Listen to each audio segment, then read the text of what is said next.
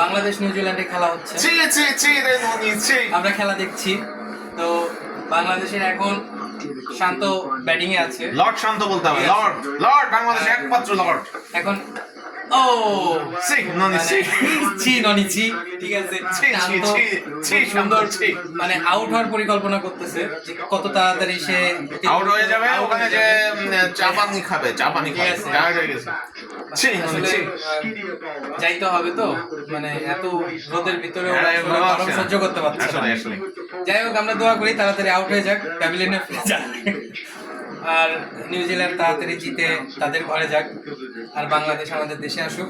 সবাই ভালো থাকবেন, বাংলাদেশের খেলা উপভোগ করি। না, বাংলাদেশের খেলা উপভোগ করার দরকার নাই।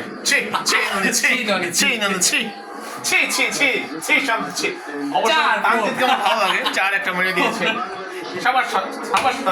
এগুলো না বললে আসলে বাংলাদেশের খেলা আসলে ঠিক আছে। ভালো থাকবেন।